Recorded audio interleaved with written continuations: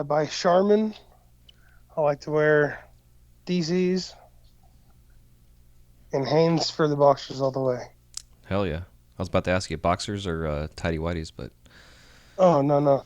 It depends on the day. It depends on how much I've had to drink that morning. that morning.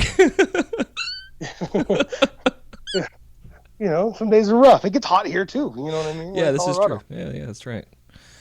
I keep everything together sometimes. Yeah, sometimes he's got to be in the buff though, man. Let that shit hang out free. No, not in this state. It's funny because because it's cold here, and anybody with shirtless or anybody, if you see a guy running down the street shirtless, it's like totally taboo. Mm-hmm. Doesn't matter. In beach states, it's you see guys my size cruising down the street with like the white spots underneath their titties flapping as they're cruising a beach bike. You know what I mean? But here, you'd be like the most muscular dude running down the street, and everybody's like, "Oh my god!" Oh man, just visualizing the titties flapping. Yeah, I like Florida. And the white under boob. Well, that's a true visual. I saw that last time I was in Florida. It was dope. I was like, this guy gets it. This guy don't give a fuck. I've seen it so much, dude. It's the under the booby flap and also the armpits that are pasty and everything else is burnt fucking red. It's like, how are you outside shirtless that often and you don't like be standing up? Exactly. Oh my god. How long have you been riding that bike for? Exactly. This is the Wise Guy Radio Show, a podcast dedicated to educating and inspiring through conversations with today's top talents in the world of glass. We will be dissecting their journeys in hopes to deliver actionable content that you, the artist, can start implementing now, helping you grow not only as a creative spirit, but also a successful artistic entrepreneur. With a little organization, relationship building, and your artistic ability, you can obtain greatness. Climb aboard, whether an artist, retail owner, or enthusiast. We have a ton of fun in store for you. Welcome to the Wise Guy Radio Show.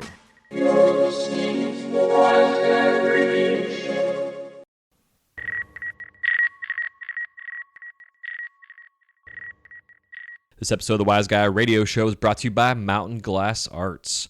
For the month of April 2018, Mountain Glass has their boro sale going. Pyrex rod and tube at 45% off. Just put in the coupon code PYREX, P-Y-R-E-X at checkout. And for all you beautiful soft glass nerds, they have their soft glass double helix rod 15% off sale. All you have to do is put in the coupon code DHelix at checkout. Again, Pyrex rod and tube 45% off. Use coupon code PYREX. And soft glass sale double helix rod 15% off. Just put in the coupon code DHelix. And anybody out there that makes pencil dabbers that are out there in the pipe community, I came across a pencil the other day that I went to go repair, and it was made of soft glass. So something to think about when you're making pencil dabbers or any kind of other dabbers out there for tools. It's not a bad idea to try to use a little bit cheaper material where the soft glass rods are really affordable in terms of mass high production items. The glass isn't always necessarily as durable per se as Pyrex, but for a really good utility item, it's not a bad idea. Just a little something to put that out there for you. So until next time, again, go to mountainglass.com for any other comments, questions, or concerns. That's mountainglass.com. Hey, what's happening? Welcome to the Wise Guy Radio Show, episode number 190. This is your host, Jason Michael, and thank you so much for tuning in today. Today's episode is featuring Pedro Grime. You can find Pedro out there in the world of cyberspace on Instagram at GrimeGlass. Pedro is a hilarious dude, a good friend of mine, and I was really pumped to have him on the show. We've been working at this now for a while, especially since January when I had to rehash and redo some interviews and stuff and scheduling because of all the trade shows and my getting sick and everything else, and it's definitely been a long time in the making. And I met Pedro last year in person over at the Champs trade show when it was here in Orlando. And then the next day, him and myself and Chris Dickey and Chris's wife and the four of us went over to the Disney parks and had a blast. And gave me a chance to get to meet Pedro and get to know him in person. And he's a great, amazing dude, but also a phenomenal glass artist. And only been behind the torch now for 4 years, which is pretty incredible. When he came here to Champs this last year, he actually won first place in the artist competition, which then got him into the Champs Master Finals. I think they just had here the Master, whichever one it was. They just had back in February. And I'm not sure how he placed. He didn't actually. I don't think he mentioned it, but I know he was stoked just about the concept and being able to be there. We get into a lot of talk about his early beginnings, where he is now. I will tell you that the first 2/3 of this interview, the sound quality, I should say, on his end, wasn't 100%. He was having a weird signal, but we got cut off about 2/3 in, and he had a little bit of a family emergency he had to take care of, so we had to reschedule the second half, and we got that all taken care of, which is now why this is out when it's out. Pretty pumped, and just excited to get this show, keeping on track and whatever, and I can't believe we're already at 190. It's just so crazy. Something else, a couple weeks back, I posted on my Instagram just a kind of an out for any artists that want to share any upcoming events, whether it's you're at a trade show, holding a class, doing a demonstration, having a solo show, anything that pertains to anything in glass. I wanted to just get it out there for y'all to take advantage of the show, and definitely, we got the fucking recycling truck driving by. I'm sure you guys can hear that. But anyways, just take advantage of me in the show and use this as a platform to promote yourself. I mean, it's really one of the main reasons I wanted to do this show was just have an outlet for you as an artist to get your stuff out there. And whether, again, it's you have a solo show, you're doing a class, a demonstration, you're having a group show, any of that kind of stuff. Or even if you want to be on the show, hit me up for sure, too. You can hit my Instagram is wiseguy_radio. And you can also contact me, wiseguymedia@gmail.com. I'll have all those links in the show notes as well. But I'm always up for having new artists on. If you feel you bring some kind of value to our community and want to share your story, I definitely would love to have you on. Whether you've been melting glass for a year, 5 years, 10 years, 20 years, it doesn't really matter to me. I'm all about sharing the journey and the struggles and the successes and failures and all that good shit. So that being said, I got a pretty good response from a lot of artists out there wanting to let me know. The webpage is wiseguymedia.com/events. And I'm going to be keeping this up to date as much as I possibly can. But a couple of events I would definitely want to share first. One of them here locally to my heart, which is right here in Central Florida in the Orlando area. It's called the Linework Show. It's a Central Florida Glass Artist Showcase.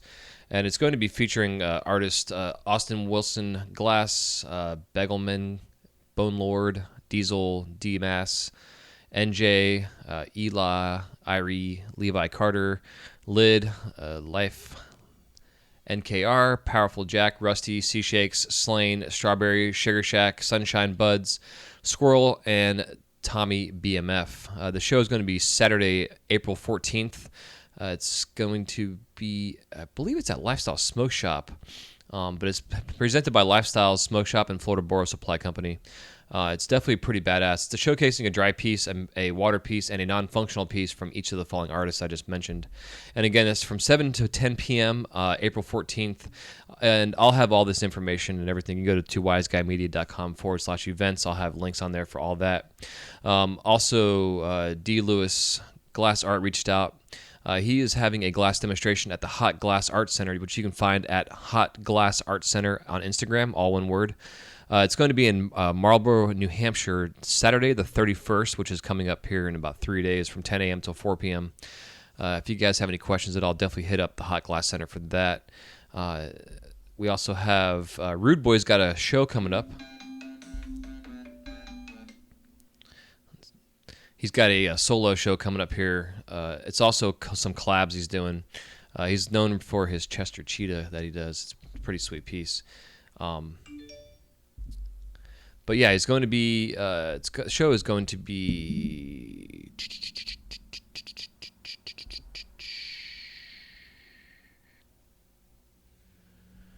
I don't know. I don't have the dates on it. I have to get a hold of him, find out the exact dates. I do see, though, they're having a 420 sale.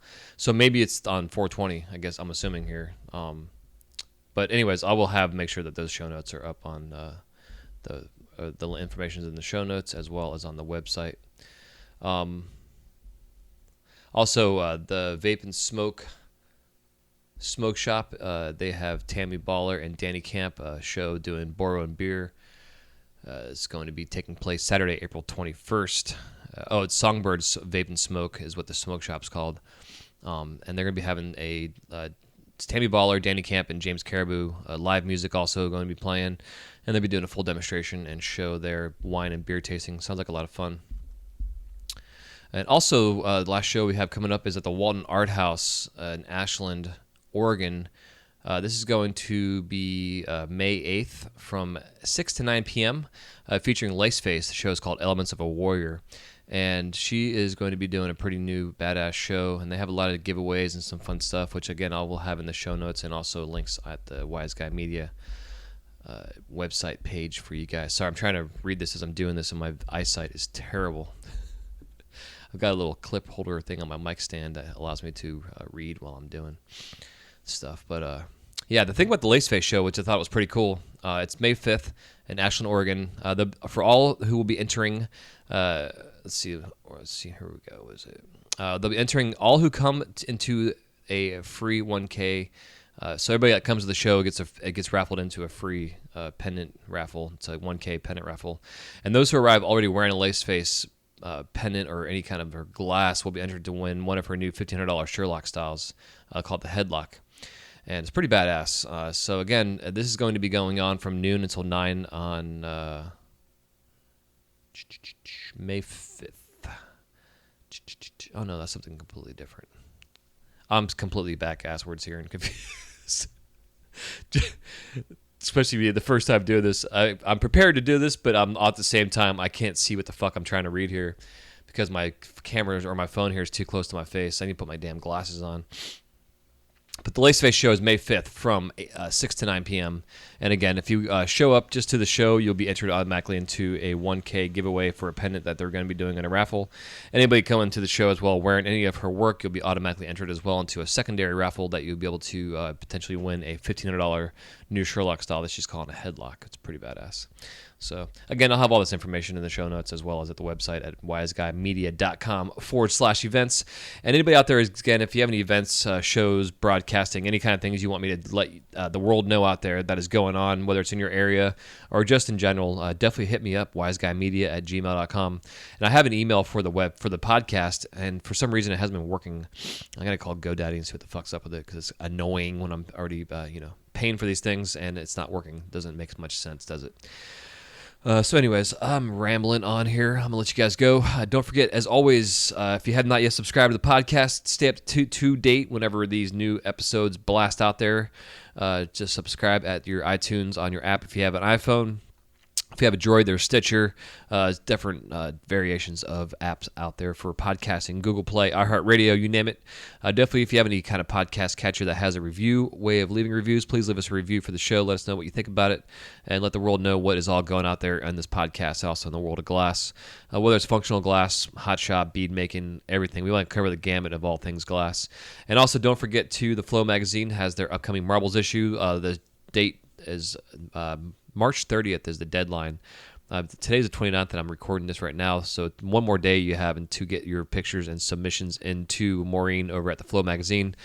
And the last episode, I had a link in there with a little form you can fill out. The easiest way right now to do it is just to hit up Maureen at glasspatterns.com, and I'll have a link to her email as well in the show notes. That way you can get this in if you're interested in having any kind of marble or paperweight submitted into the upcoming issue of Marbles and Paperweights.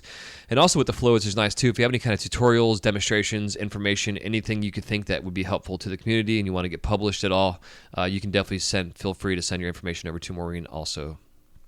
And again, I'll have her email in the show notes.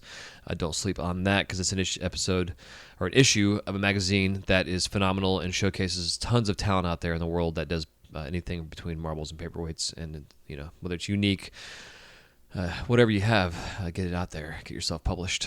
So until next time, hope you guys enjoy this episode with Pedro, Mr. Grime Glass. Again, there's a pause at some point in the show. You'll hear I did my best with editing down the sound so we can get everything working properly. His second half, the sound quality is much better. He's at home on the Skype.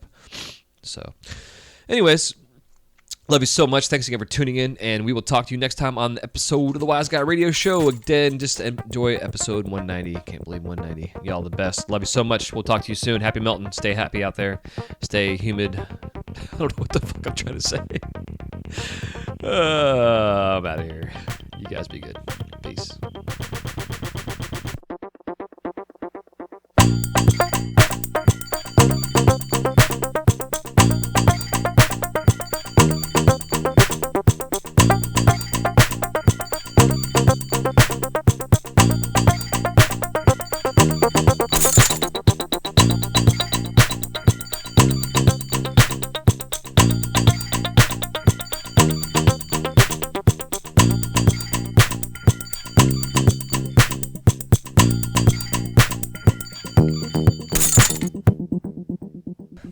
What's going on, Pedro? Welcome to the show.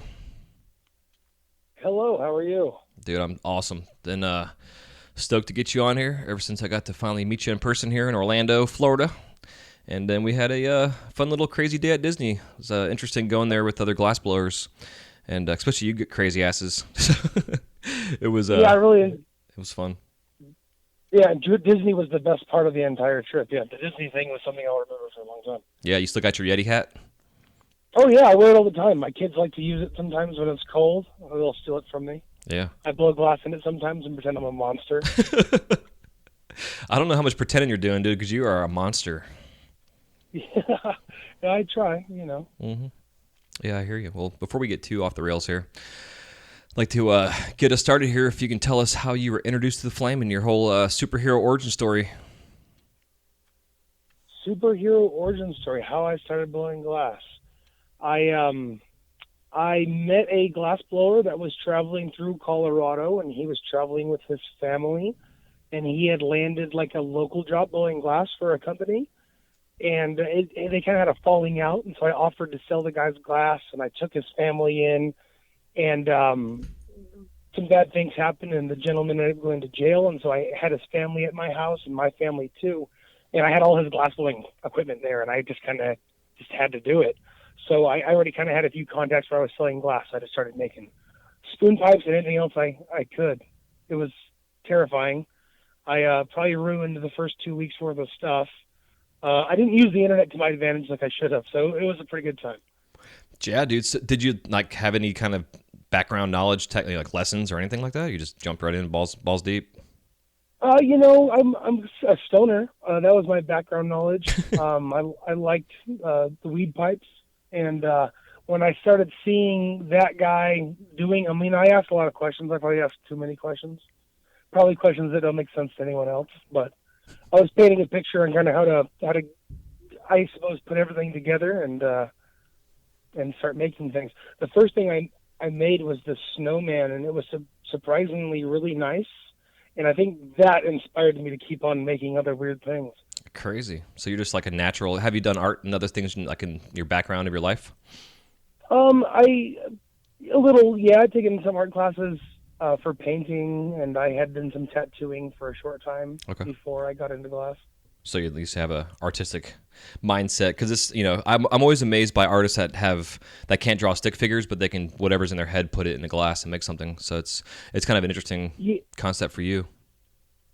Yeah, I can't. I was more of a tattooer and like a tattoo artist. I can copy images pretty well, but I wasn't out there creating my own. It seems like with glass, it allows me to kind of convey what I want to convey easier than like a pencil would.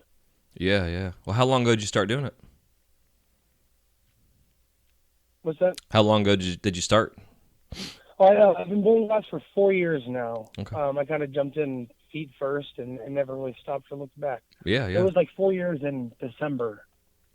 Crazy, dude. Yeah, because it kind of brings me to, when you and I first met in person here, when you came to Orlando for the Champs Orlando Fest and ended up winning first place in the artist competition they had here, which is, for someone 4 years, even at that point in time, you weren't even 4 years yet, into it. So it's, yeah, dude, it's fucking pretty crazy. You definitely sound like a natural. Yeah, thank you. I don't consider it much of being like a natural or anything. Just like a lot of late nights with no sleep and not getting to see my wife and kids. Yeah. Just staring into the flame. Well, I guess if anything, that's how you learn it. Just that's how I learned it. Just melt some glass and fuck up and burn yourself and break shit and figure out what you did wrong. Yeah, I only learn by mistakes. That is the only way that I learn, and so I pretty much had to ruin everything a million times. And that paid off now. Now when I would break things then, I ruined a lot of things then. When I would break things then, I'd end up spending the whole day just trying to get it fixed. I wouldn't like shit can it like I should and start over. I would just spend all day and night trying to fix it. And that kind of paid off. So that's nice. Yeah, I agree. Like one of my students I have, he's a student of mine for a couple of years now. That's what he used to do. He would, and I still give him shit for it, and he knows I give him shit for it even now. But same thing. He'll spend hours on a fucking handpipe trying to get all the cracks and fix it. I'm like, dude, fucking start over. It's gonna look better. But in the end, dude, this kid has had things explode on him and had shrapnel pieces all over his bench, and like a puzzle put everything back together and had a fucking pipe at the end of the day. Yeah, it's just glass, you know. Yeah.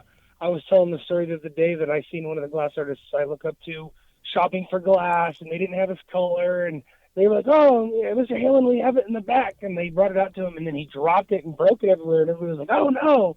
And he was like, his attitude was just like, I'll put it back together. It's just nothing together, and I don't know. That kind of meant a lot to me at the time, you know what I mean? And I would go home and think about just that, and I would break shit. I'm like, it's just glass, and I would, you got to work on it, but you melt it back together. Yeah, yeah, exactly. Fuck yeah, dude. So you were what? Started off making hand pipes and small shit like that? Man, I jumped right in. Like, I think the first thing I started making, like, I was making like hand pipes, but they weren't that good. None of my people were buying them, and so I was like making like dab tools. I think, like I in Colorado there were a lot of head shops, and a lot of the head shops here have a lot of Chinese glass, and that's kind of what I was used to seeing. But once I started showing a guy that I knew that was making glass, I would try and, even though I wouldn't get the sales, I would try and visit places like Illusions and shit like that. Mm-hmm. And I would see what everybody else was doing. So I'm like, all right, well, I don't have to be making pipes. And so I would make like these like little dab tools, like these little dab monster things. And they did really well in the beginning. Like in the first couple months, 6 months of blowing glass with this guy being in jail and me taking care of these guys, this family, my family, I don't think he was even gone for that long, but in the first couple of months, that's what was paying the bills with these little dab tools. Wow, it's smart though, man, because you found something that you can sell and also learn while you're working. Which yeah, they were cool. They were like worms with eyeballs on them and little spikes and stuff. Like, they were silly. Has that always kind of been your thing though, like doing kind of a monstery kind of things, theme wise? Yeah, I never really intended it to be my thing. It just was the more appealing thing to do. Like, I don't know, the line work is beautiful and it's great and it's difficult. It just wasn't what was appealing to me. Like, I was more of a builder, if you will. I just wanted to sculpt and build. Yeah, yeah. No, I understand that completely. I'm the same way. Like, I could do wigwags all day, but to me, it gets boring after a while. Where you look at like, yeah, like so that's, like Chris Dickey. I mean, he's fucking, dude cranks out reversal balls like it's going out of style, and still loves it. I love his work. I like the way he incorporates it into a lot of like sculpture work as well, Mm-hmm. and yeah, he's got some really killer stuff out there. I really enjoy Chris a lot. Yeah, yeah. Yeah, which is actually how you and I were introduced. So definitely, I let him know you were gonna be on. He's pumped to listen to you ramble on, or you and I both ramble. Yeah. So that guess, man, I mean, fuck, dude. Just thinking about the process though of you having all. I mean, I guess it's a lot of pressure.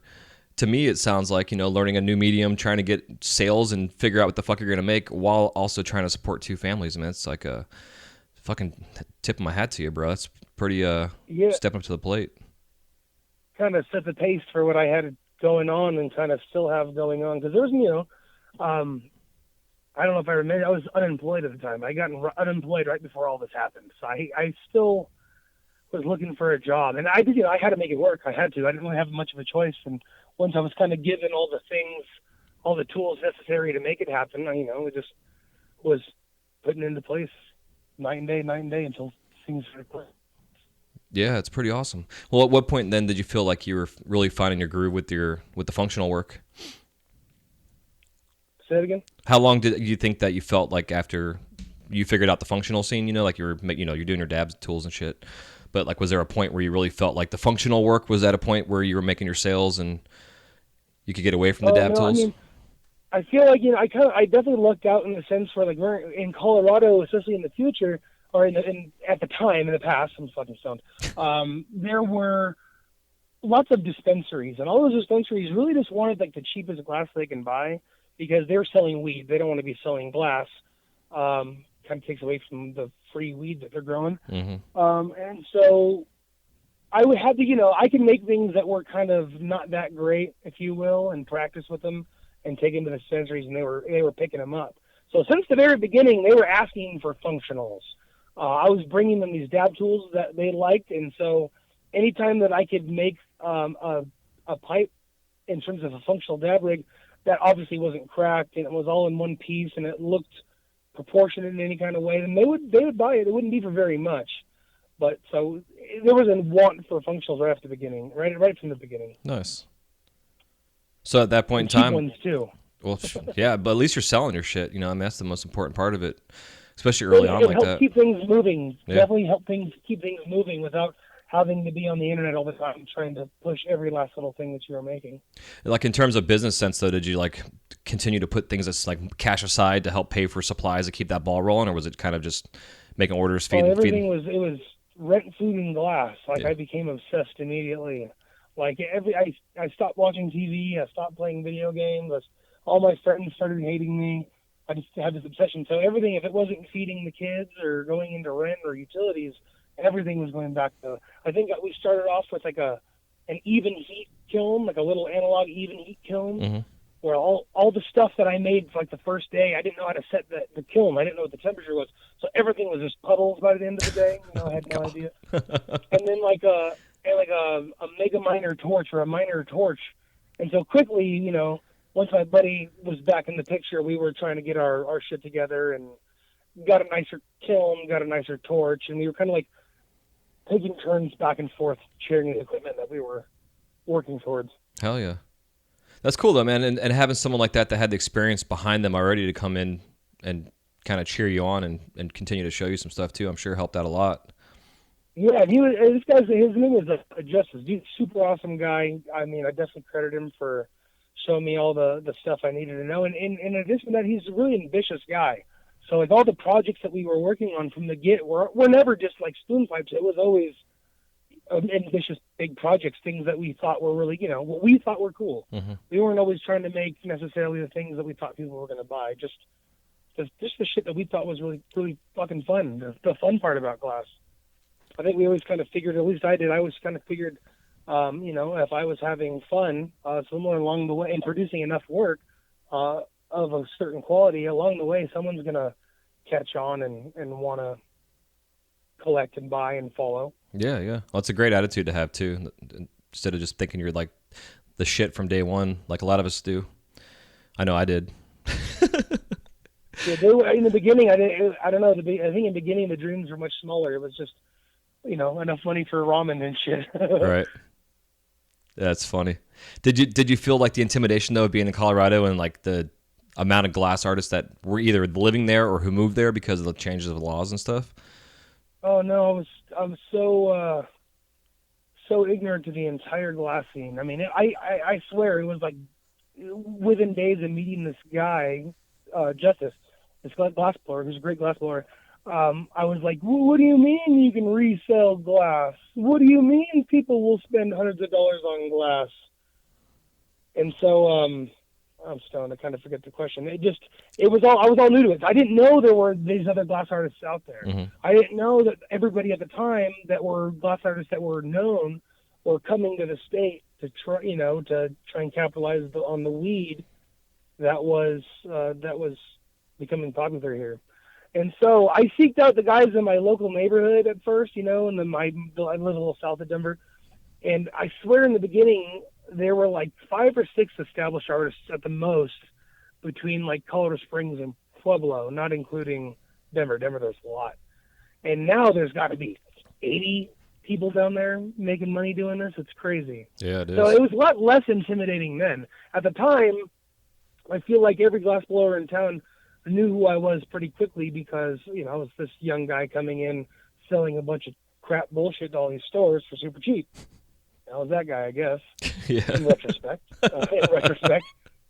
And so I wasn't intimidated. Now it's way more intimidating.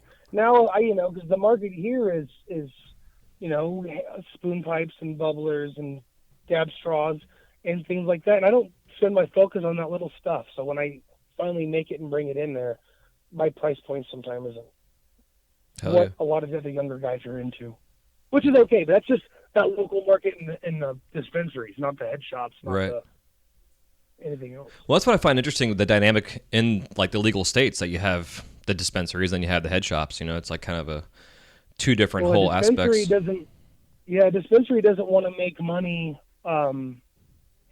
off of your glass. You know what I mean? They're not there to make money off your glass. They're growing lead. They're literally growing money, and that's fair. You know what I mean? Because they don't want to buy glass from you and then turn around and mark it up and wait. That's not what they're there for. They want to provide cheap pipes that people can buy with the change left over from buying a bag, and kind of go out from there, if you will. Yeah, yeah.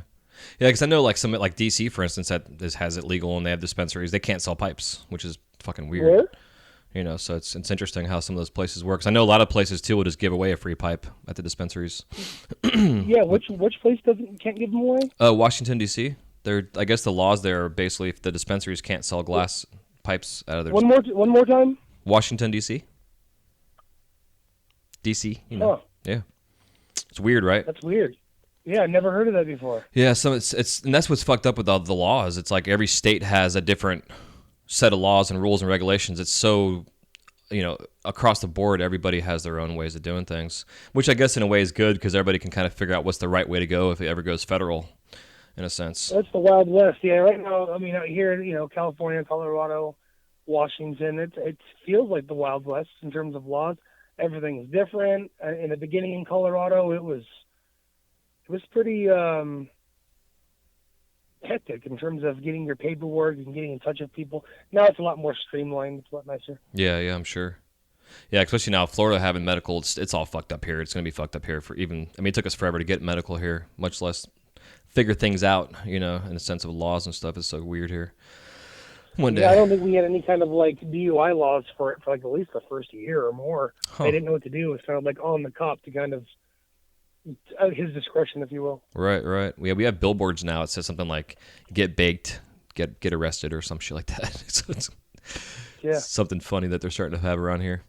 So, so how long were you in Colorado for before you went out to Cali? Oh no, I'm here permanently. I kind of bounce all over the country. Oh, okay. Colorado is home base. Okay, nice. For now, I'd like to leave here. I went to high school here, and I wasn't like a super big fan. Yeah. Of Colorado. Not that it's beautiful and the people are great. Just it's kind of landlocked, Mm-hmm. And I was ready to leave, and that's when they were like, "Oh, we're legalizing weed," and I'm like, "Well, I guess I'm staying here for a while." Right. I'm like, "Weed, you say? I like weed. We'll figure that out." Hell yeah. Yeah, it's interesting. Especially, I know a lot of people that, like my brother, for instance, have moved out there just because of the way things are. Just the culture alone, the scene out there. It's pretty cool stuff. Yeah, honestly, I thought the culture kind of mimicked the Southern California culture where I was from. So when I first came out here, it wasn't that bad. It wasn't like a huge culture shock from, other than that you're in the middle of the plains out here. You know what I mean? Mm-hmm. It's like, I feel like you're in the middle of fucking nowhere out here. Other than, kind of feeling segregated out here, it's a pretty similar culture. It's the stoner culture, and it kind of makes it familiar. That's why you can go out to like Florida and feel comfortable, or Philly and feel comfortable, or Washington, because stoners unite. Yeah. Stoners are the same all over the world, damn near. Yeah, this is very true. Especially all the interviews I've done over the last couple of years and talking to artists and stuff, we're all kind of from the same ball of clay, in a sense, personality wise and stuff. It's pretty cool. Yeah, it takes a certain type to be you're an artist and you're a stoner, and take artist times it by stoner and you equal glassblower typically. You know what I mean? Mm-hmm. Yeah, but it's also I find it intriguing too to come across, which I've had on the show, coming across pipe makers that haven't ever smoked ever.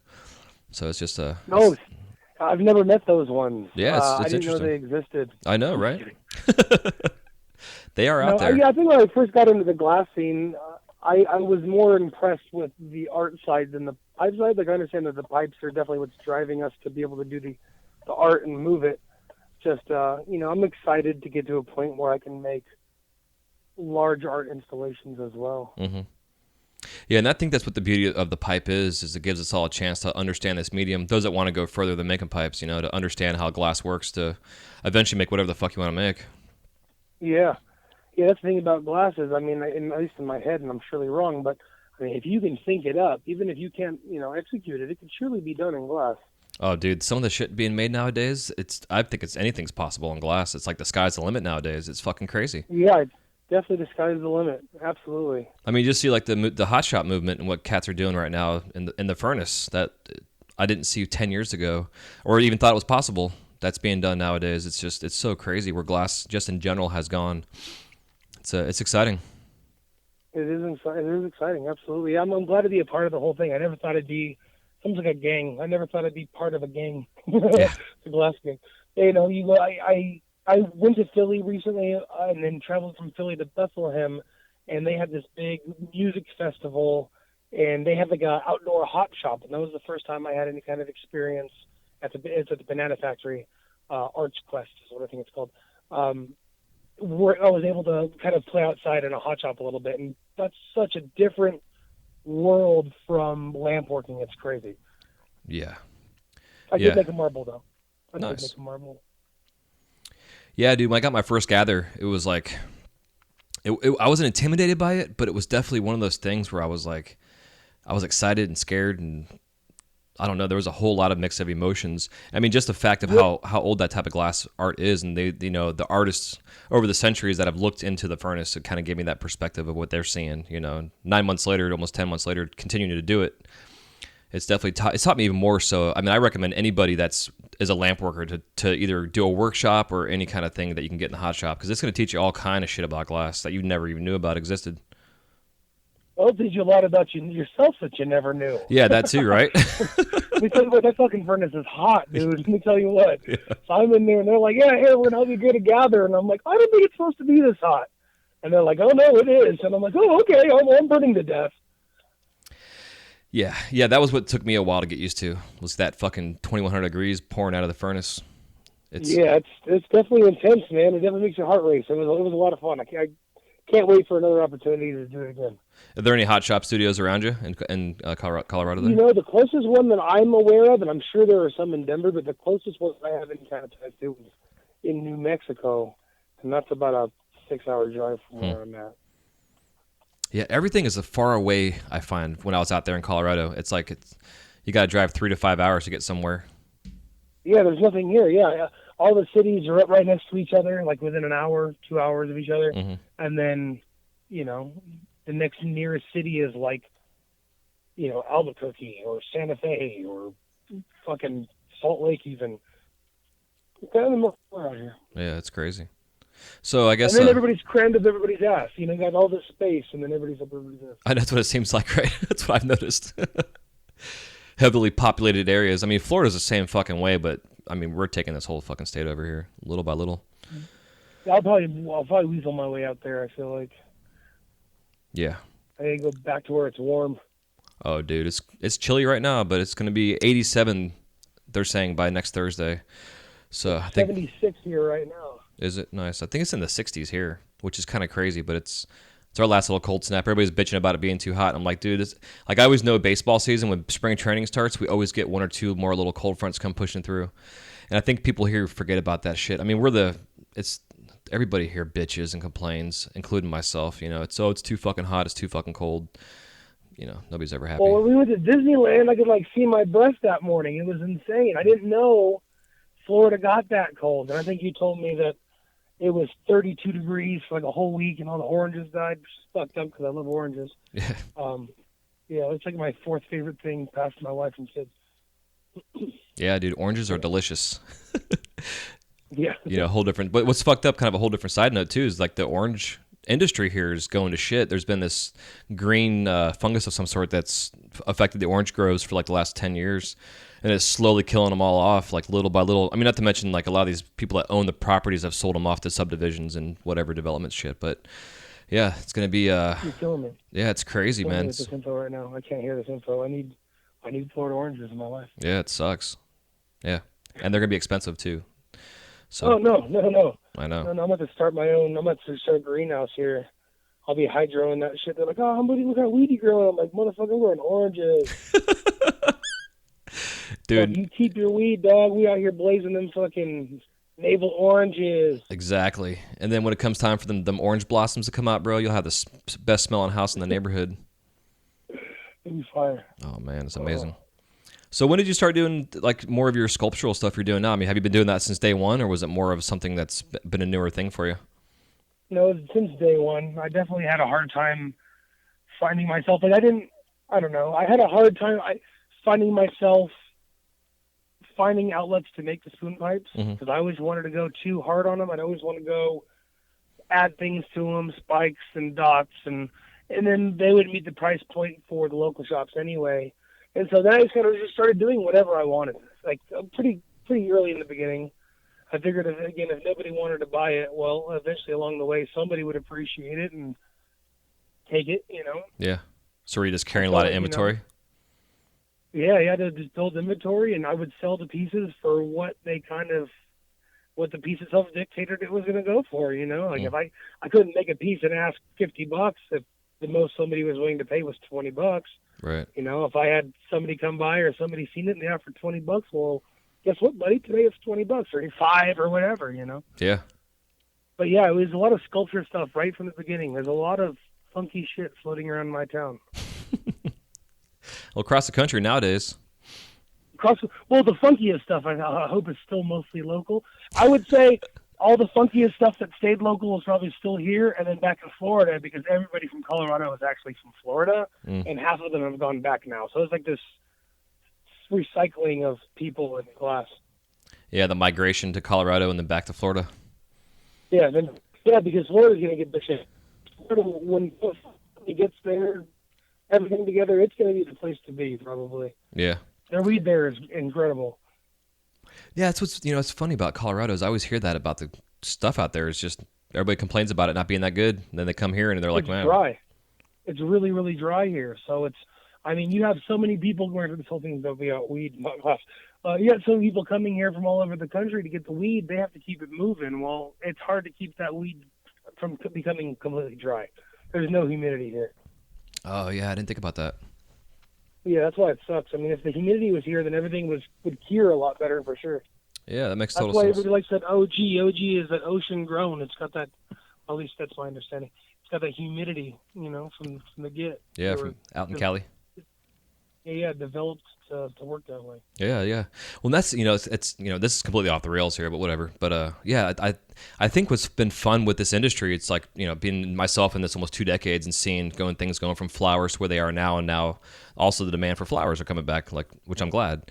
But the evolution of the industry, and as the concentrates have changed and gotten better and cleaner, and the tools have changed and gotten better and cleaner, and I mean, fuck, dude, the carb Hype, cap has evolved 500 times in the last year and a half alone.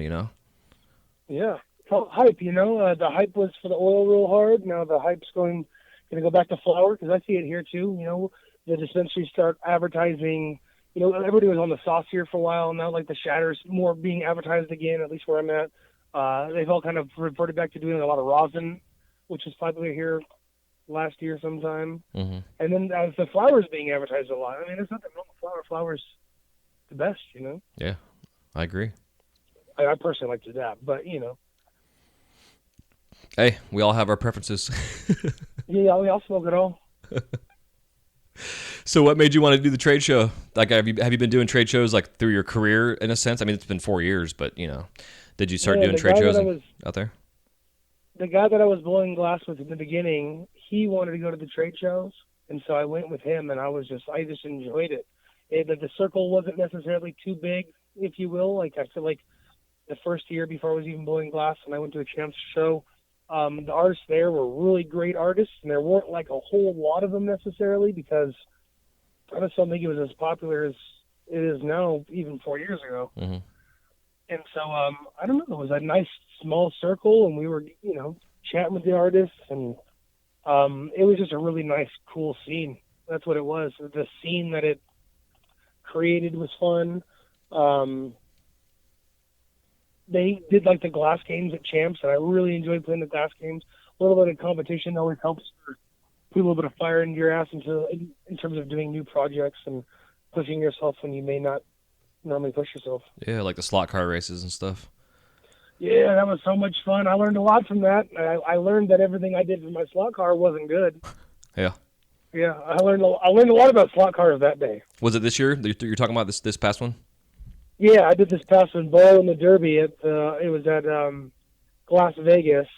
It was run by like Richard Made and Handmade, and man, it was a lot of fun. It was a lot of fun to see all the other glass artists. Like, that's the cool thing about glass is there's a lot of people that you've just never heard of that do incredible, incredible work. And so seeing everybody's cars built to race was just so much fun. It was probably some of the most fun I've had blowing glass. Hell yeah. Was there a class of like certain specifics like weight and size and that kind of shit that was required? Hell no, it was whoever did the fastest. So they had to be like certain weights, and they couldn't be over a certain, or they had to be certain width, and it couldn't be over a certain weight. Okay. But beyond that, I can tell you guys, if you're listening, put all the weight in the back. I put all my weight in the front because it was like a Loch Ness monster, Mm-hmm. and it wanted to like eat shit going forward. It didn't, Huh. thank God, but that was not the right approach for the project. And you guys all just got like a standard chassis for it?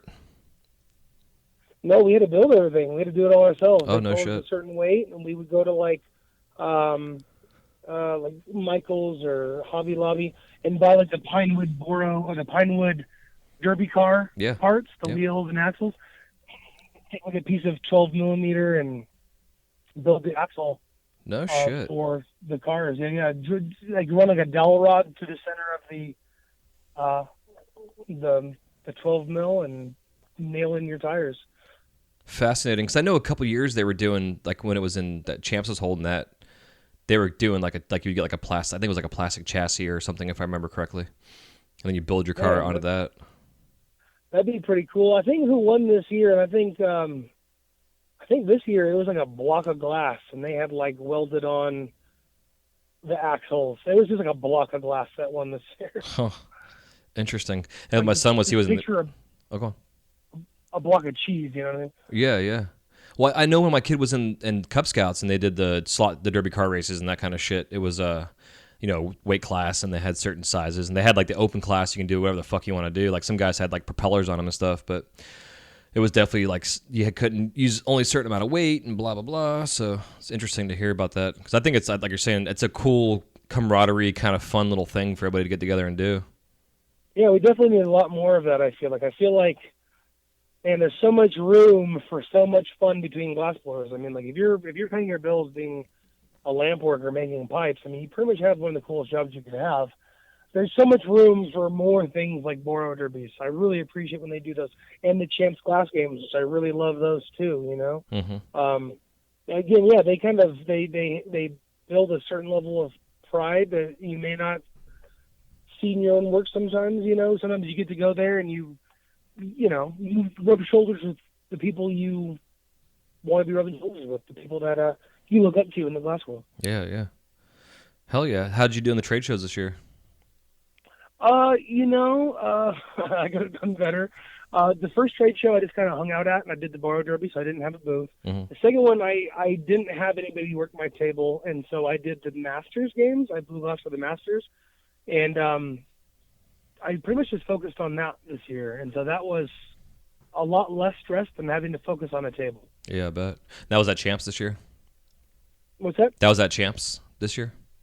Oh, no, that was, Champs. Yeah, absolutely, in Las Vegas. Yeah, yeah. I'm thinking about doing the Atlantic City because that sounds like fun as well. Heck yeah. Well, because I know, you came here to Orlando, and that's how you got this. Is that how you got the spot into the Masters by winning the class here in Orlando? Mm-hmm. Cool. So, how do you feel about the whole trade show circuit right now? Do you think it's like oversaturated or too much going on? Because it seemed like Champs changed their dates to be further in the month of February compared from what they had. Yeah, it does seem to be oversaturated, but at the same time, I mean, I went to two of the three, and they didn't look like people were complaining. People were there, people were buying, people were moving.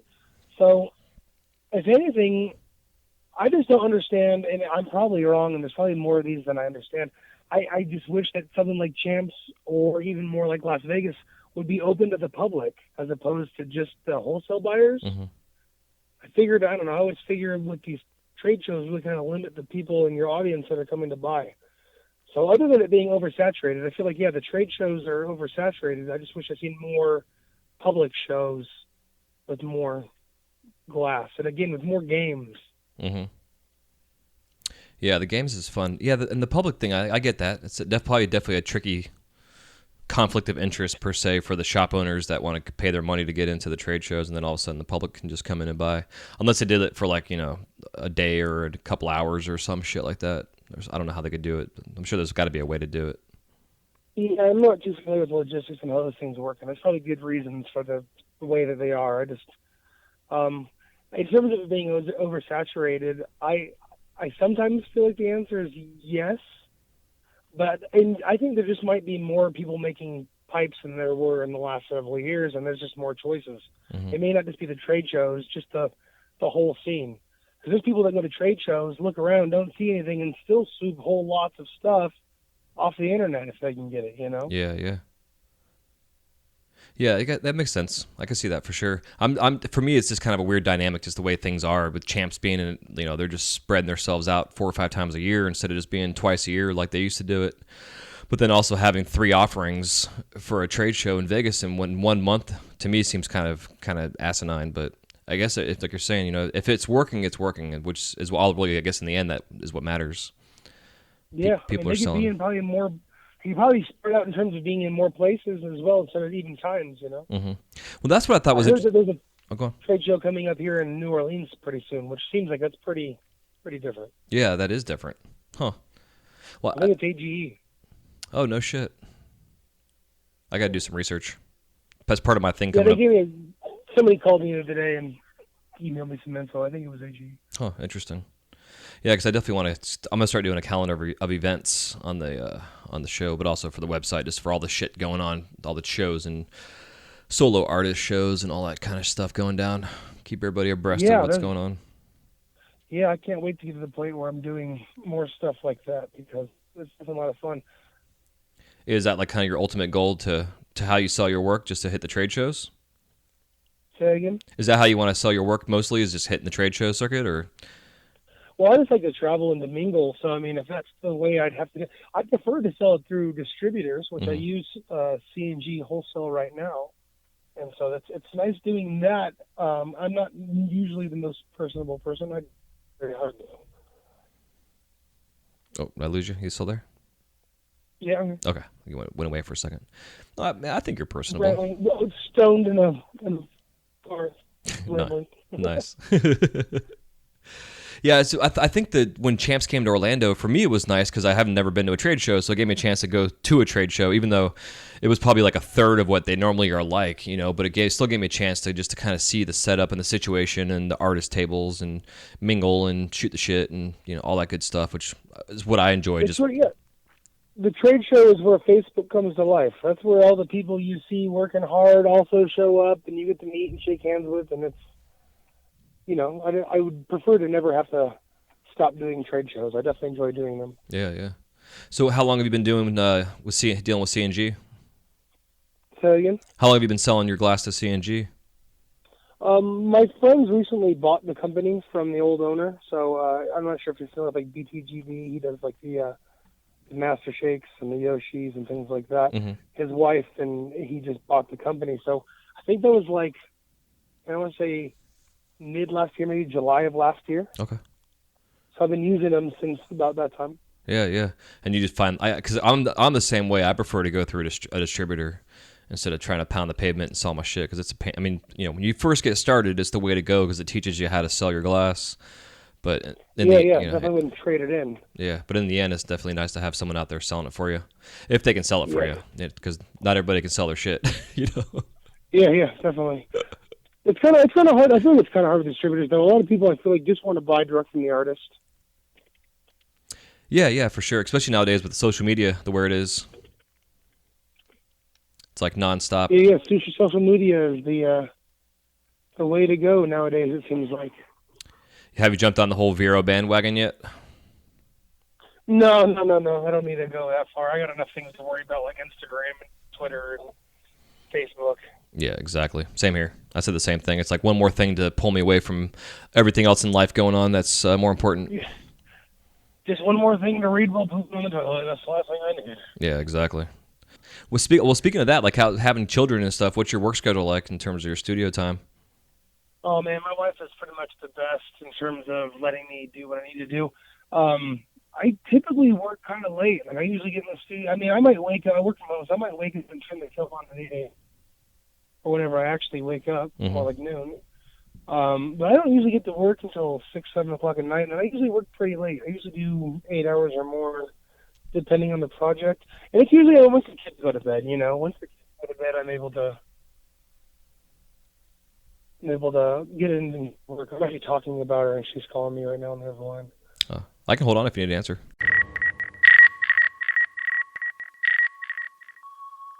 Yeah, man, so we got disconnected last time, and here we are now again. And we were talking about the dynamics of your environment, your family, and your scheduling, and working late nights and early mornings, and your wife helping out with the children's and stuff, which I think is huge to have that kind of support structure. Is it something that she's always done for you from early on the onset of you doing your glass stuff? Yeah, she's been supportive since day one, and I definitely wouldn't be able to blow glass as often, or I wouldn't have gotten to put in as much time as I have if it wasn't for her support. And she's been supportive since day one. Yeah, it's amazing. I Shout out yeah, to go on. Woo. Yeah, it definitely takes a certain personality too to be able to deal with our own personalities and our schedules and the ebbs and flows and the vitality, the what's the word I'm looking for? The volatility. That's the right word of our finances. Like 1 month it's 10 grand and the next month it ain't shit. Sure, feast or famine, always, Yeah, yeah. And I got 3 kids, so I have to save money when I can, or at least try to. Mm-hmm. But with that being said, that's the beauty of barter a lot of times. I like to try and barter a lot of things if I can. Yeah, I yeah. got a car that way. I traded a rig for a car, and that was a pretty good one. Yeah, this was the Lexus GS300. I'm pretty stoked to be driving it. Fuck, If it wasn't for the people supporting me, I'd just still be working at the Moonlight Bunny Ranch. Were you a fluffer there? Yeah, absolutely. I was getting everybody ready. When you walk in the door or whatever, Mm-hmm. I get you ready. Hell yeah. Was it a Leave it to pH? your girl, sir. A pH fluffer? Just fluffer whatever you had. You know what I mean? It was a real shit job. I once did work in like in a doll arcade. You know what I mean? Where they have the I was at the adult store. Mm-hmm. I'm like, hey, you've been in there for 25 minutes, motherfucker, get out! You make a mess again, you're not allowed back. Exactly. Yeah. Little bastards. But yeah, man, so it's definitely, because I know like in past relationships in general, it's just the communication aspect is important, just understanding, talking to the spouse or your significant other about your work schedule and timing and orders coming in and out, to have them involved in everything without stressing them out with all your other stress, you know what I mean? It's like, it's definitely a team effort in a sense to be able to have that. Because to me, it's like, the girl I'm dating right now, she's like, just even now with us, like I was supposed to go get her about 5 o'clock today to go pick her up to go do some dinner and shit. And I'm like, yeah, I got to do this interview. I feel kind of bad, so I'm calling you right now. And she's like, you got shit to do. Go fucking do your shit. I'll talk to you later on. I'm reading a book. You're disturbing me, kind of thing. That's the kind of shit that I like. Because I don't think every woman out there in the world could handle having a glassblower for a spouse or a significant other. No, but if I don't know, before this I had a real shit job, and this is so much better at that rate that she wants to support it. Otherwise, life kind of goes back to being shit. Yeah. It's kind of the opposite of happy wife, happy life, Mm-hmm. happy husband, and then we have money for food, and everybody's happy. Yeah. It doesn't rhyme, but it's like the same thing. Yeah, we got to come up with something. Yeah, I'll have to sit down and think of something clever. Yeah. And then you can trademark and copyright that shit, make a meme and a T-shirt and a fucking bumper sticker. Yeah, T-shirts is where it's at right now. I'm pretty sure. It's Yeah. so hot right now.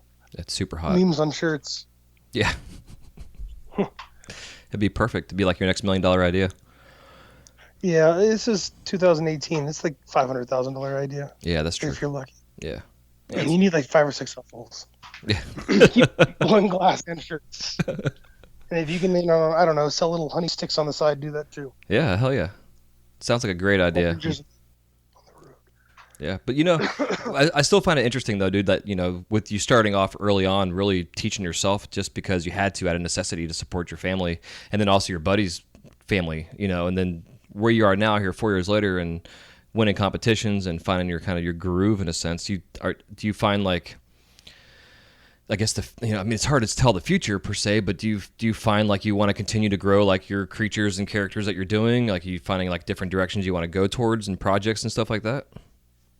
Oh yeah, I've been saying since the very beginning that I'm just kind of doing whatever feels good. I haven't even begun to sit down and map out any kind of game plan yet. I think more recently there's been more of having an idea and making sure that it comes to fruition.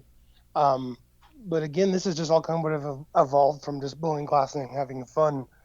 I feel like I still haven't got to a place where I'm like, this is going to be my grand vision is this, and I'm going to work towards doing all these grand things. I feel like I'm just barely kind of starting to scratch the surface of the whole thing. Yeah. Yeah, it probably will take you about 10 years. Hopefully not, but I'm sure.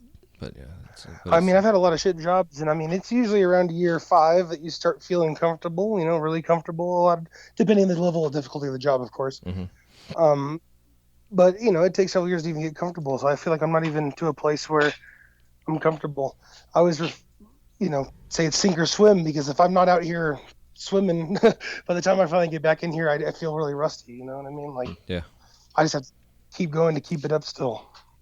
Yeah, and it's crazy though, right? You take like 3 or 4 days off from the torch and you go back to it, it's like fuck. You're not starting all over again, but it Yeah. definitely takes a couple days to get your mind back wrapped around it. Yeah. Sometimes it's hard to, start, from scratch new big projects and things like that. hmm I've heard Jason Lee say that he likes to start several projects so that way he never feels, that I don't know, maybe I'm putting words in his mouth here, but the anxiety of going back in to start a project, like the project's already rolling, and so he feels, compelled to get into it in a sense. Yeah, it makes total sense because that's how I'm usually am. I have like 4 or 5 different orders or projects going on all at one time, which to me sometimes is I kind of shoot myself in the foot because it takes longer to get them done. If I give someone like a time period to get it done by and it doesn't get done because I've got like 5 different irons in the fire per se, but it does. It Yeah, is I'm really, nice. yeah, I try and do the same thing more often than not because again, it's more comfortable coming in just working on something as opposed to sitting down and wanting to start from scratch and figuring it out. And Yeah, yeah. It's like being a writer and having a blank page in front of you, trying to figure out the fuck how do you start absolutely, your first word. absolutely, and and sometimes it's being weird, and I hate to use the term, art, just being artsy or whatever. Sometimes I come out here and I have things to do, and it's like I don't know, they don't feel like the right moment to do it, and so I need to take like a break and do it when the moment feels right, depending on the project. That's something I'm trying to get over too, I guess.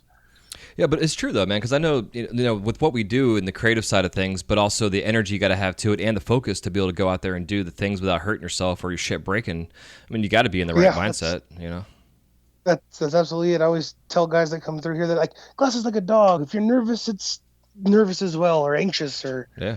it kind of responds to the way you're acting. Yeah, it definitely does. It's amazing, because like the glass gets a vibration off to you, and you can feel that vibration when things crack or things don't go right, or a little moisture in there, and the glass is humming because of the humidity inside the glass, or but then it picks up your energy too at the same time and holds it, and then it Man, blows up, and you get fucking pissed off. it's funny you say that. I'm pretty sure it's Josh McDaniel who was just telling me that he read a book about this Japanese scientist who did these tests with water, where they were like, I don't remember the details of his story. That's always how my stories go, but essentially they were like doing things to these different glasses of water and then freezing them and then examining what the frozen pieces of water look like. Yeah, the crystals. And Yeah, yeah, yeah, the crystals. I don't know what I said. I'm drunk at 11 a.m. Um, so yeah, the different patterns of the crystals as they froze, and the ones that were being said nice words to and nice music was played for, they were forming these beautiful patterns. And then anything that was being like screamed at and having like, maybe aggressive styles of music played towards it, it wasn't forming the same kinds of patterns. So it was picking up on the vibration essentially of what was going on in its environment. In yeah, glass, yeah. as my friend was trying to explain, it can be a liquid form. So essentially it could be liquid. And so it feels those vibrations. And to me, that kind of makes sense. It's kind of hippie, moon charging stone shit, but I think it makes sense. Yeah, it makes total sense. I know. It's. I remember seeing about that too. That reading that article a couple years about that. It's fascinating. Like I know there was a guy that they was talking about the psychology of having plants and living things like that in your office space and what have you, and they react the same way. Like he was saying, like there was a something about the fact that this guy would come to his office and play music for the flower or the plant as it would grow, and he would find that when he'd go away for a couple of days and come back, even though the plant had been watered and was fine, it wasn't doing as healthy, and he'd start playing the music again on a regular basis, and he somewhat became like attached on an energy level sense to this plant to a point to where he went out with his girlfriend, went back to his place, they had a good night, some sex, what have you, and came back the next day and the plant was in full bloom. Huh. Yeah, isn't that weird? It's strange. connections we make with other living beings Yeah. and things, not even living beings.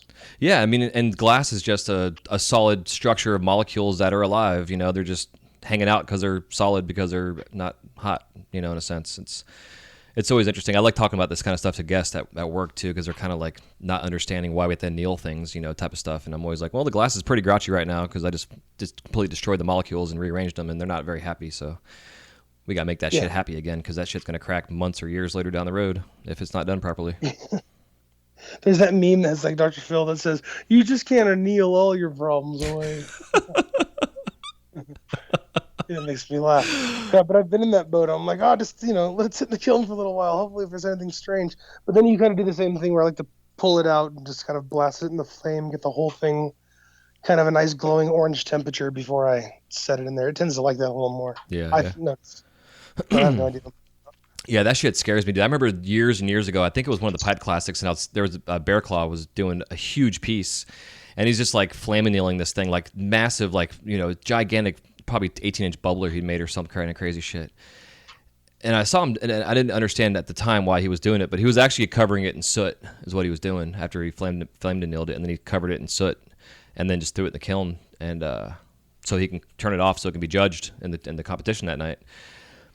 But that kind of shit freaks me out. You know, it's like I'm going to superheat it, or not really superheat it, but heat up a whole piece that I've been working on for like the last 3 hours. And it's like, man, I guess it's going to tell you if something's fucked up with it because it's going to crack if it's a weld's bad or something like that. But that shit still gives me anxiety. The flame annealing, it seems like, is important before you even go into a kiln for annealing. Like, it's part of the process, it seems like, to make, to relieve a lot of that stress, especially when you're sculpting. Mm-hmm. Like, I feel like if I built something out of, like, I took a piece of clear and I pulled it around into what I wanted it to be, and then stuck it in the kiln without trying to flame anneal it, then I have my chances of it breaking in the kiln are much higher at that rate. But if I build something and I spend some time in the fire before I set it in the kiln, warming up the whole piece, for me that tends to work better. Again, I don't know what I'm talking about, but no, but it makes sense though because you're not. That seems to work best for me. Yeah, well, you're also avoiding like the thermal shock of going from a piece that's got some cold spots and then going to a kiln that's 1,050 or 1,080 degrees. You know, yeah. So I'm trying to essentially bring it up above that temperature before I even go in there. Yeah, exactly. Yeah, exactly. Like I know for the longest time I would make something and I would just lay them on the kiln or have my blowpipe out and just lay the piece in the kiln to get it hot again, and because the floor of the kiln is basically the same temperature as the inside, what it's supposed to be. The air may not be that hot, but the floor of the kiln's fucking what it should be. So you go to touch it with some cold glass and it'll crack it every time. And I took this class a couple years ago with Joe P. and Peter Muller, and I would see them put the piece in the kiln and they would just kind of hold on to it and let it float, in a sense, inside of the cavity of the kiln before putting it down so it could adjust itself before hitting that hot floor. And it was something I just, those little simple things I just never thought about. Even after doing this for fucking almost 2 years, or 2 years after almost 20 years, it was just one of those kind of things. And then I was like, oh yeah, that makes total fucking sense. So now that's what I do. I angle it and let it float in the kiln for a little bit and get back to temperature before setting it down. Yeah, I mean, I don't remember the first person that showed me that, but I know now that I can't set something in there without doing it just automatically, Mm-hmm. Like, I don't think you ever just set anything in the kiln without just setting it to the floor. And I think I've had talks with people like, do you think it really matters? And like, I don't know if it really matters, but it seems like it would matter. So we do it. Yeah. I just compare it to dropping an ice cube in a glass of water. That's all you're really doing. It's like, your glass is the ice cube and that floor of that kiln's the water, and you're going to shock it if it's cold. Yeah, absolutely. Yeah, sometimes I don't know. I'll leave the kiln open for just a few moments, let the temperature drop before I set something in there, so it kind of all has a chance to come back up. Somebody's probably listening, go in like, "That's wrong. That's so wrong." Well, I do the same shit, but I still think the floor of the kiln's still hot as fuck. So it's kind of weird. We all have our ways of going about doing things, which is part of why I like this whole industry. We all have our styles and our ways. And I was told the other day that the way I blow glass, because I was taught by a left-handed person, so I do everything kind of left-handed, even though I'm righty, is that I'm goofy-footed on the torch. Goofy-footed, I like that. Yeah, it's comparing it to skateboarding. I'm pretty sure I use my left. I'm pretty sure I use my left hand to lead a lot as well. And people often ask me if I'm left-handed, but I'm not. Mm-hmm. Yeah, same here. Yeah, man. Well, I think it's a good point for us to stop real quick and take a quick break and thank some sponsors so we can pay some bills here. And then we'll come back, and it'll be time for us to crash the kiln. Speaking of kilns. Sounds good. Sounds good. Goddamn.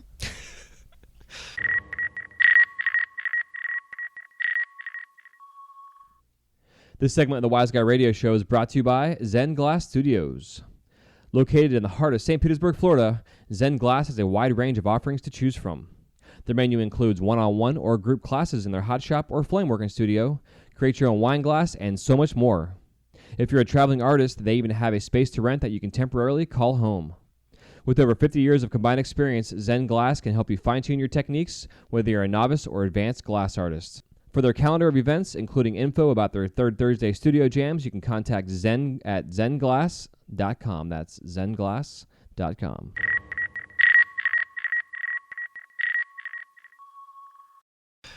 All right, man, we're back. You got your voice back? A little bit. I'm sure I'm working on it right now. Oh, good. That a boy. Well, the Crash and the Kiln round consists of 7 questions. You can give me a 30 to 60 second answer on the questions, or you can also expound upon them if you would like, as we always do. And the first question I always like to ask... I'm sorry. Oh, what's that? Huh? What was the last part? I can answer it in 60 seconds or what? Yeah, 30 to 60 seconds, or expound upon them if you want to give me a longer answer, because sometimes we do that, get longer answers, which is fine. It's up to you. And so the first question I like to ask is if there's any living glass artist that you haven't worked with yet, that you want to, who is it and why? Man, if anybody alive, I'm thinking probably Robert Mickelson. I mean, his work has spanned many years, and his styles kind of cross, I think, a lot of the styles that we see in a lot of people's work today. He's kind of can do a little bit of everything, and he does it extremely well. And I think his hollow sculpting is next level fantastic. I think the amount of information that could be learned from him would be incredible. Yeah, I agree. Him and Joey Malakias had a class last weekend, I think it was, or 2 weeks ago that they taught. I wish I could afford to get out there sooner or more often even, you know what I mean? I'm going to start selling like my kidney and blood and stuff like that, or whatever I can sell to start making more classes out there. Go to the sperm bank, man. Sell that stuff. Yeah, my wife's going to love that one. I'm like, listen, look how cute these kids are. Everybody's going to want at least a set. A big one and a small one. Exactly. Shit. If they're paying, I'll look into it. What are your top 5 favorite colors in glass? Colors in glass? Ooh, I love this color. Let's see. Man. Well, we can talk about this all day long. I think off the top of my head, my top 5 favorite colors are rust, North Star yellow, Troutman blackjack, Troutman Sasha's oil slick, and then I'm like running to my color stash to look right now. Probably another Troutman color because I love the way his colors work. I mean, just in terms of colors I use all the time. Mm-hmm.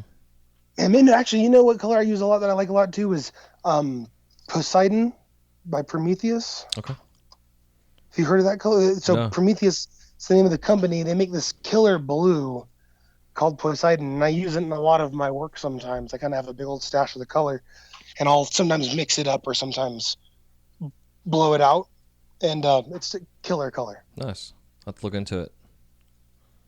Yeah, definitely. It's definitely priced right too. Fuck yeah. What is your worst injury in the studio? Man, just a bunch of deep cuts. Nothing really bad yet. Bunch of burns. Burned the shit out of myself. Tapped myself in the cheek before with a punty. That was a good one. I'm fortunate that it's just been a bunch of just, thumb cuts and finger cuts. Things that can take you out for a day or so, but nothing that's really requiring of visiting the ER again for other things. I got 3 kids. I visit the ER a lot. Right. They know me there. They're like, "Oh, where's your children?" I'm like, "Oh, they're at home today, ma'am. It's just me. Here's my thumb. I'll be waiting in the other room." Yeah, exactly. I'm still kind of waiting for the day and hoping that doesn't come. Yeah. I try to be pretty careful. Yeah. I'm gonna knock on wood for you because it's I hate that answer. Like my first time asking it was with Steve Sizelove. He's like, "Yeah, man, I've nothing too much really that bad yet." I'm like, "Oh man, I'm gonna be the one that jinxed Steve Sizelove and he's gonna end his career because of me."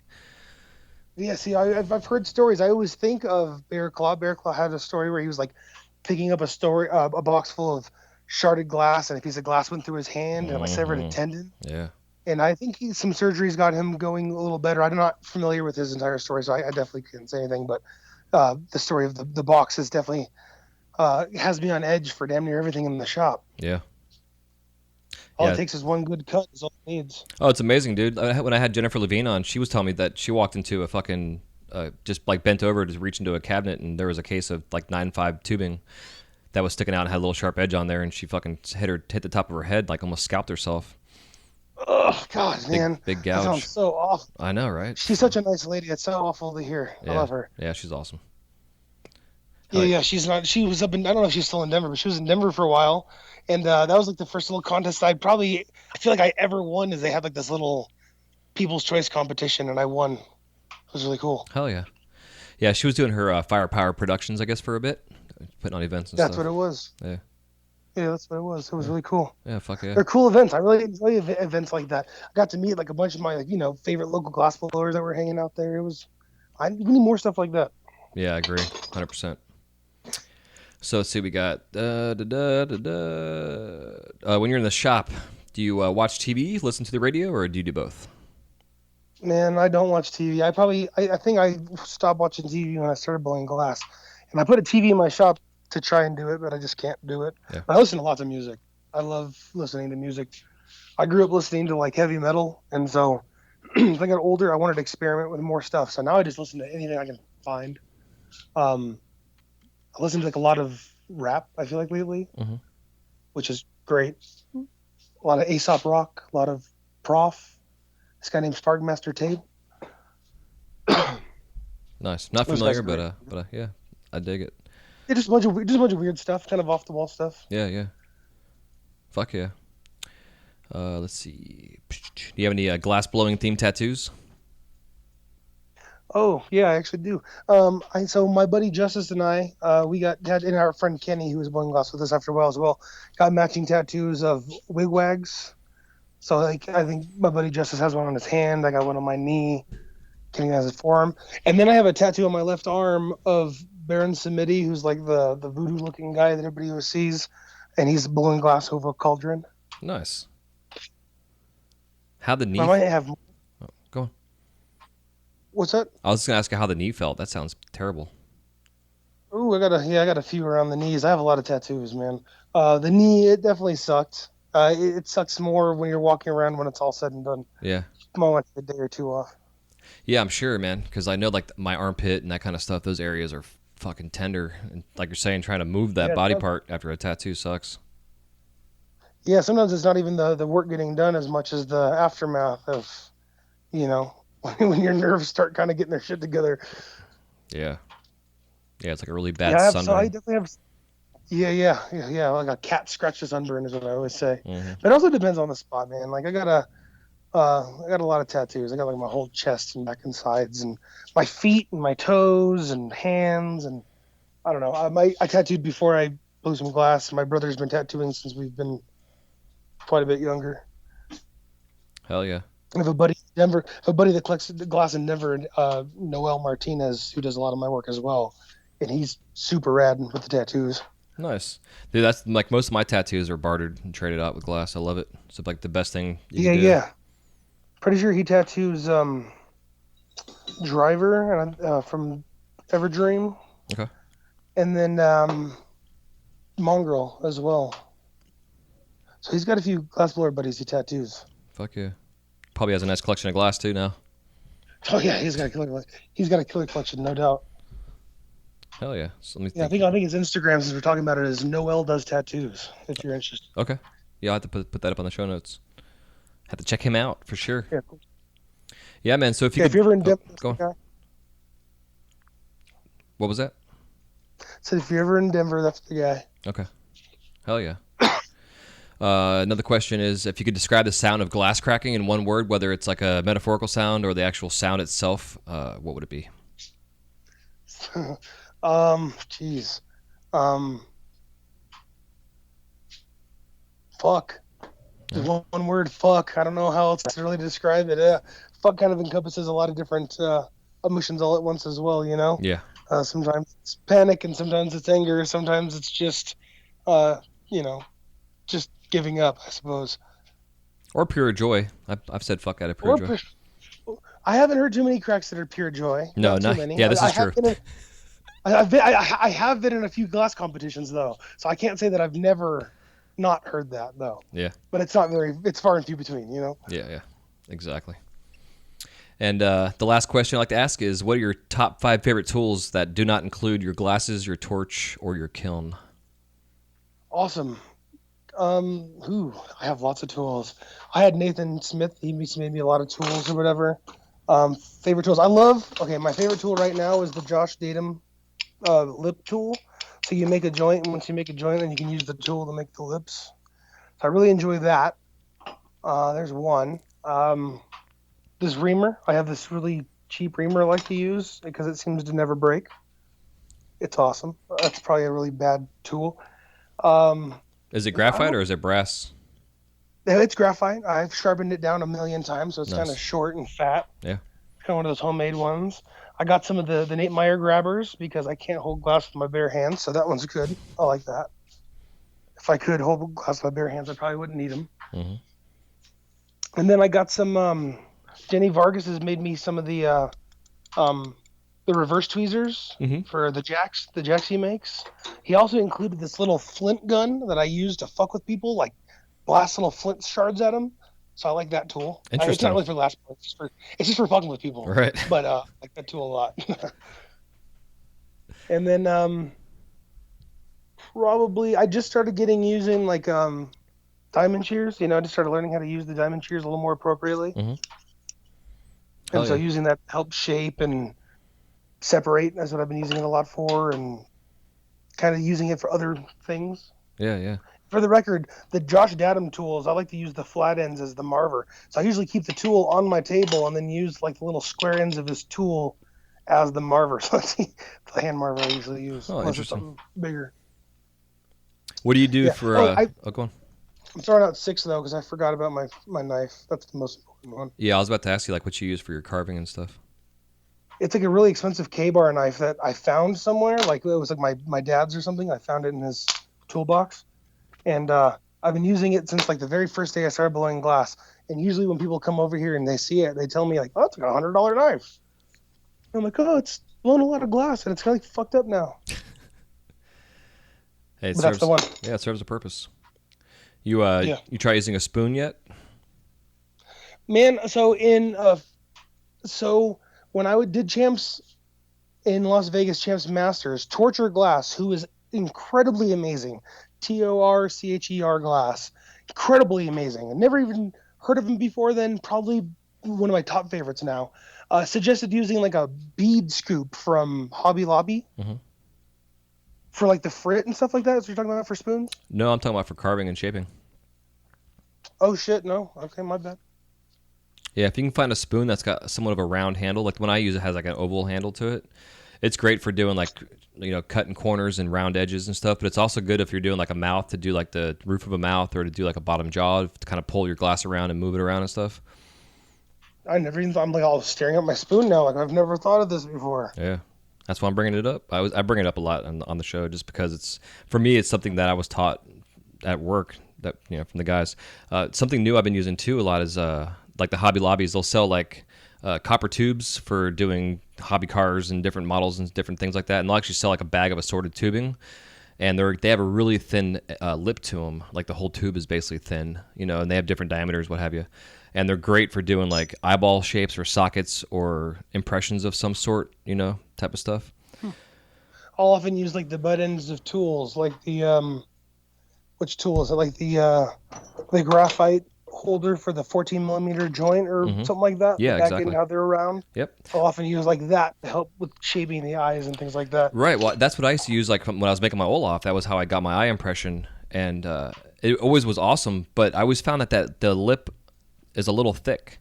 So the guys at work were like, "Yeah, go get these tools," and I started using them, dude. And it's like complete game changer because it's got a thin edge to it, so it doesn't like push the glass Yeah. away as much like normally like it would. Because I'll actually start off with sure. like the bigger size first to establish like the socket or like the part of the brow. And then you can do like the middle size one, which will establish like the eye itself. But when you go do the small one, it almost gives it like an eyelid because of the medium one that you used beforehand. It's weird. I definitely recommend it.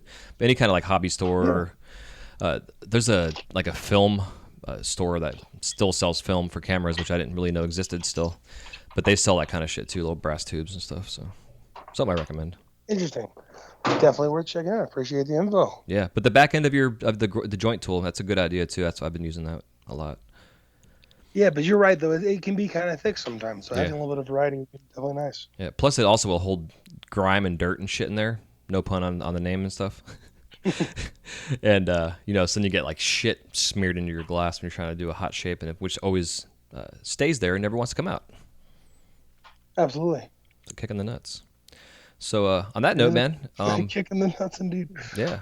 Before I let you go here, if you can, for one, give the audience a parting piece of advice for the old and new school glassblowers, and then also where we can find your ass out there in the world of cyberspace. Okay, absolutely. For terms of advice, I mean, my best advice would just be to give up all your friends and family and fun and love and everything else and just give it up for glass and do that every day. Hell yeah. It's good. That's perfect. No, advice. just blow glass every day. Just blow glass every day. Just put in, at least an hour every day. Just do something every day you can. If you have equipment that you're sitting on and you're not using every day and you wish you were to start doing it, because I think I just became addicted to start doing it every day. And then on the cyberspaces, I'm on www.pornhub.com/crimeglass, Instagram.com/crimeglass, Facebook, Pedro Grime, and then surely you'll find me on your local sheriff office inmate assessor as well. Coming to a sheriff inmate search near you. I'm gonna go on the Pornhub site and see if I can find you on that for sure. Yeah. It's research. I swear to God. Mickey's all standing over your shoulder, all angry at you. Jason, you're like, what's for research, Mickey? Research. Oh my God, that's so fucking funny. Well, dude, I'm definitely pumped to get you back on here so we can follow up this and finish this interview and stuff, and based on the situation from before. And dude, it was fucking crazy timing, right? With the phone getting disconnected and then getting that phone call that you got was kind of a blessing in disguise in a sense. Yeah, it was kind of crazy. I mean, I'm not sure what it necessarily did for me, but it was crazy. I looked at my phone, all signal was dropped, and all of a sudden it was my old lady calling, like, there's a problem. Yeah. But it's all handled now for the most part, as much as it can be. Yeah, exactly. Hell yeah, man. Well, hang on real quick. We'll say our goodbyes off the air. I must do my little outro here. And thanks again for coming on. Hope you all enjoyed this conversation with Mr. Pedro Grime. You can find him out there getting Grime Glass. Just look on Google and Instagrams and all that fun shit. And for somebody who's been doing this for just a little bit of time, definitely talented and skilled. And you seem like a natural, my man. I definitely enjoy your work.